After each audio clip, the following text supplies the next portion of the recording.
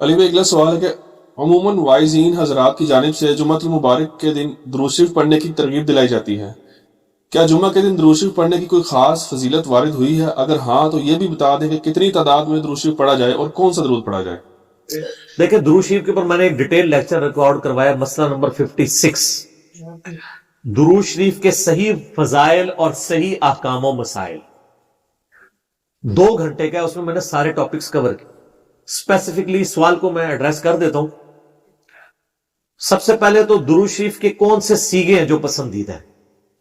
درود شریف کا جو سب سے پسندیدہ سیغہ ہے نا، وہ وہی ہے جو ہمارے درود ابراہیمی کا پہلا جز ہے، اللہم صلی علی محمد وعلی آل محمد۔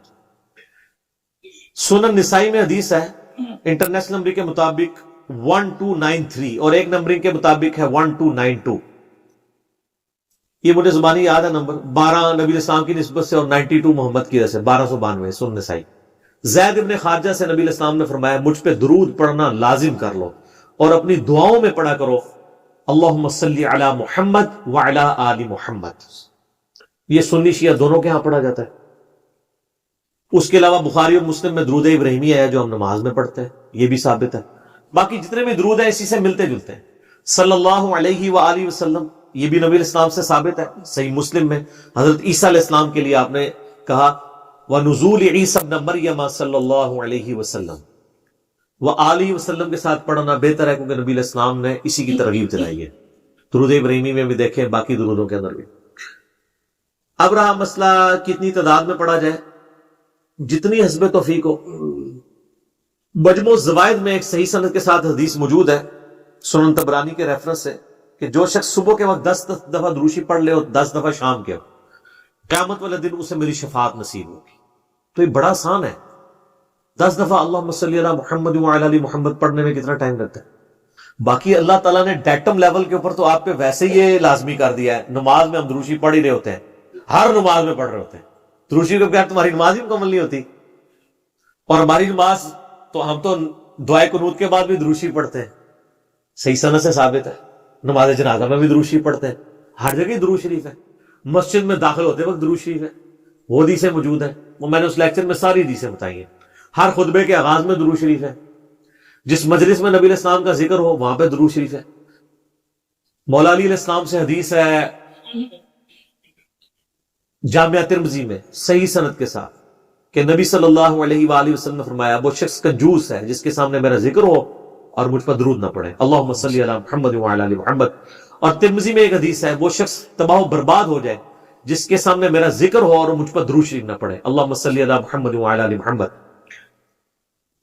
اور اس کے علاوہ سنن طبرانی میں بھی ایک روایت ہے، اس روایت کی صحت پہ اختلاف ہے، لیکن چونکہ کچھ محدثین اسے صحیح سمجھتے ہیں اس لیے میں ضرور بیان کرتا ہوں کہ جو شخص روزانہ 100 دفعہ درود شریف پڑھ لے تو قیامت والے دن اللہ تعالیٰ اسے شہیدوں کے ساتھ اٹھائے گا، اور اس کی دونوں آنکھوں کے درمیان لکھا ہوگا کہ یہ شخص منافقت اور دوزخ کی آگ سے بری ہے۔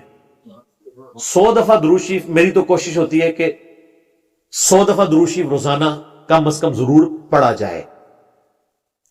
اگر کوئی روزانہ نہیں پڑھ سکتا 10 دفعہ تو پڑھ لے، اور نبی علیہ السلام کے آپ اکثر وظائف دیکھیں گے وہ 100 دفعہ ہی ہیں، اکثر وظائف جو زیادہ تعلیم کیے گئے، جیسے بخاری مسلم میں حدیث ہے کہ جو شخص 100 دفعہ پڑھ لے سبحان اللہ وبحمدہ تو اس کے سارے گناہ معاف کر دیے جائیں گے چاہے سمندر کی جھاگ کے برابر ہو۔ اور جو شخص صبح و شام 100 دفعہ یہی پڑھے تو قیامت دن اس سے بڑھ کے کوئی عمل نہیں لے کے آ سکتا سوائے اس کے کہ جو اس سے زیادہ وہ کلمات پڑھ لے، 100 کا ہے۔ پھر بخاری میں 70 دفعہ استغفار کا ذکر ہے۔ پھر تسبیح فاطمہ بھی جو ہے 100 دفعہ ہے، 33 دفعہ سبحان اللہ، 33 دفعہ الحمدللہ، 34 دفعہ اللہ اکبر، یا 33 دفعہ اللہ اکبر اور 100 کا عدد پورا کرنے کے لیے بخاری مسلم میں آتا ہے لا الہ الا اللہ وحدہ لا شریک لہ لہ الملک ولہ الحمد وہو علی کل شیء قدیر۔ تو یہ سارے 100 والے ہیں، زیادہ تو آپ جتنا مرضی پڑھیں۔ جامعہ ترمذی میں حدیث ہے قیامت والے دن میرے سب سے زیادہ نزدیک وہ شخص ہوگا جس نے دنیا میں مجھ پہ سب سے زیادہ درود شریف پڑھا ہوگا، اللہم صلی علی محمد وعلی آل محمد۔ تو سر جتنا گڑ ڈالیں گے اتنا میٹھا ہوگا، درود شریف جتنا پڑھیں اتنا ہی کام ہے، نبی علیہ السلام کے قرب کا ذریعہ ہے۔ لیکن صرف درود شریف پہ زور ہو، نبی علیہ السلام کی تعلیمات پہ زور نہ ہو، تو یہ غلط ہے. درود شریف کے لیے باوضو ہونا بھی شرط نہیں ہے. یہ اللہ کا ذکر ہے اور ایسا ذکر ہے جس کے لیے کوئی پروٹوکول نہیں ہے. وضو پروٹوکول ہوتا ہے نماز پڑھنے کا. عام اذکار کے لیے کوئی وضو پروٹوکول نہیں ہوتا. ویسے آپ نے رکھنا ہے وہ ضرور کریں, لیکن ادروائز ان اذکار کا کوئی پروٹوکول اس حوالے سے نہیں ہوتا. تو میری خواہش یہ ہے کہ آپ روزانہ کم از کم 100 دفعہ ضرور درود شریف پڑھیں. اگر نہیں پڑھ سکتے تو صبح فجر کے بعد 10 دفعہ اور 10 دفعہ مغرب کے بعد صبح شام 10 دفعہ پڑھ لیں تاکہ شفاعت رسول صلی اللہ علیہ وآلہ وسلم حاصل ہو. پھر مسلم شریف میں حدیث ہے, بخاری میں بھی کچھ حصہ ہے کہ جو اذان کا جواب دے, یعنی وہی مؤذن والے کلمات ریپیٹ کرے, اس کے بعد مجھ پہ درود شریف پڑھے اور الوسیلہ والی دعا مانگے تو میری شفاعت اس کے لیے حلال ہو جائے گی. وہاں بھی درود شریف ہے. صحیح مسلم میں حدیث ہے جو ایک دفعہ 10 درود شریف پڑھے گا اللہ تعالیٰ اس پہ 10 رحمتیں نازل فرمائے گا. سنن نسائی میں حدیث ہے جو ایک دفعہ درود شریف پڑھے گا اللہ تعالیٰ اس پہ 10 رحمتیں نازل فرمائے گا, اس کے 10 درجات بلند کر دے گا, اسے 10 نیکیاں عطا فرمائے گا, اس کے 10 گناہ معاف کر دے گا. کتنی بڑی فضیلت ہے سر. اتنی بڑی فضیلت مجھے بتائیں کس عمل کی ہوگی؟ نفلی عبادات میں افضل ترین عبادت درود شریف. اچھا یہ درود شریف اللہ کی عبادت ہے کیونکہ آپ رجوع اللہ کرتے ہیں, اللہم صلی علی محمد وعلی آل محمد. یہ جو جمعے کے دن کے وظائف ہیں نا, اب وہ آپ یعنی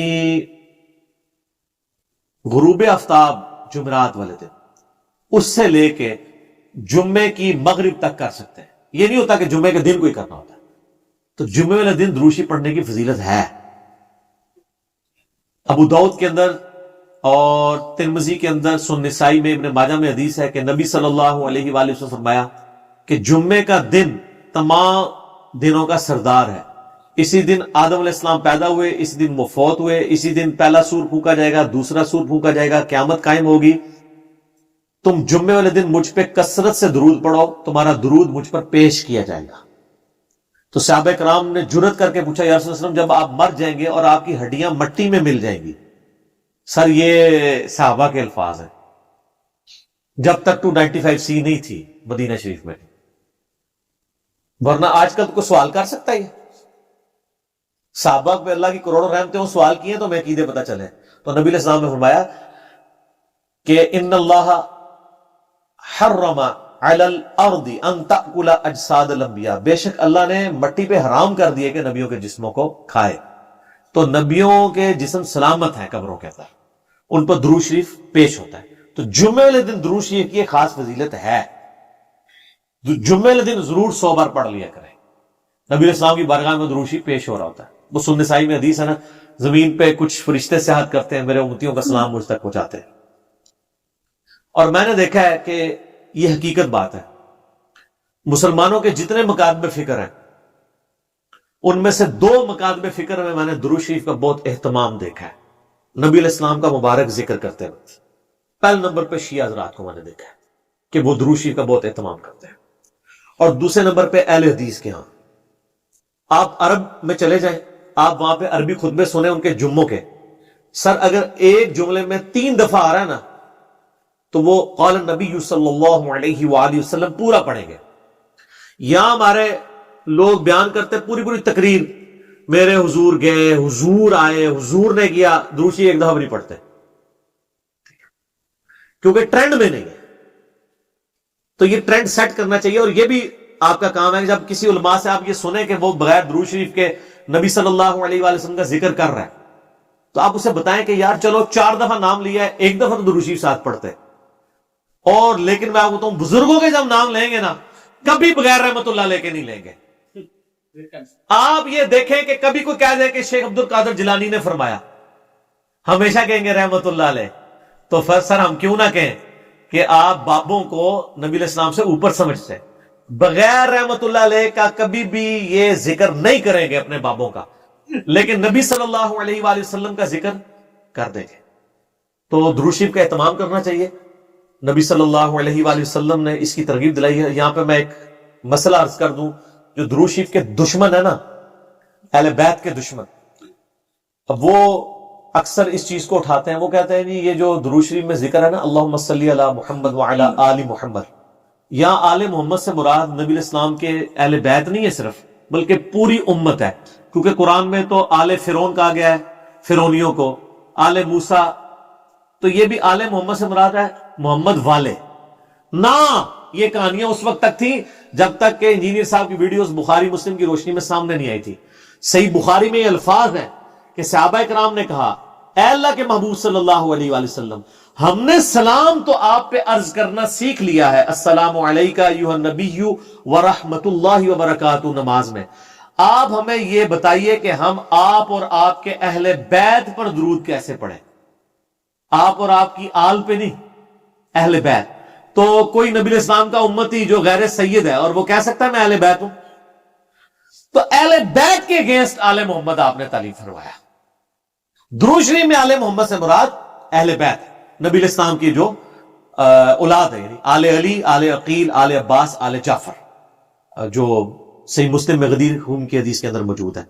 تو یہ یہاں آل محمد سے مراد اہل البیت ہیں نبی علیہ السلام کے. باقی ان پہ درود پڑھیں گے تو ہم پہ تو ویسے ہی رحمتیں نازل ہو جانی ہیں, ان کے صدقے ہم تک بھی پہنچ جائیں گی اس حوالے سے.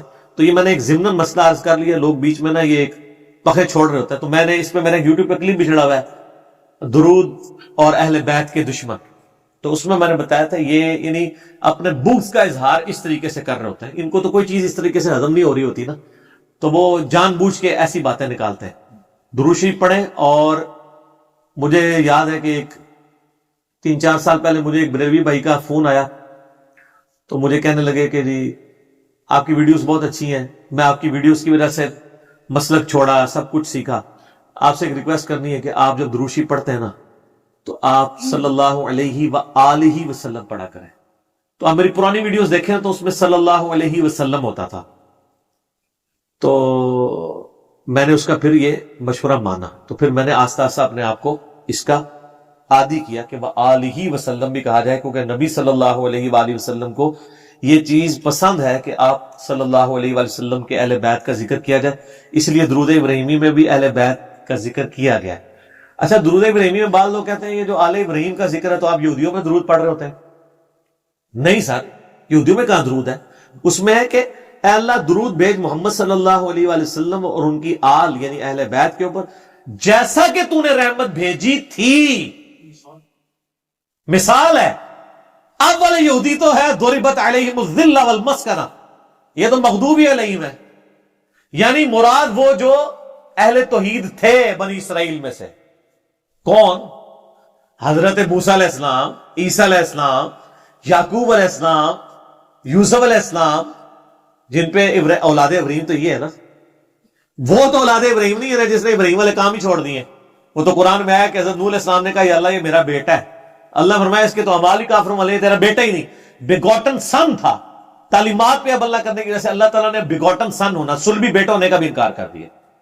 ٹھیک ہے, تو یہاں پہ میں سیدوں سے بھی ریکویسٹ کروں گا کہ مہربانی کریں امت کے اوپر, اگر نوح علیہ السلام کا بیٹا ان کے طریقے پہ نہ چلے تو وہ ان کی آل سے فارغ ہے, اور آپ لوگ جو ہے وہ چرس کے اڈے چلا رہے ہوں, شراب کے ڈیرے چلا رہے ہوں,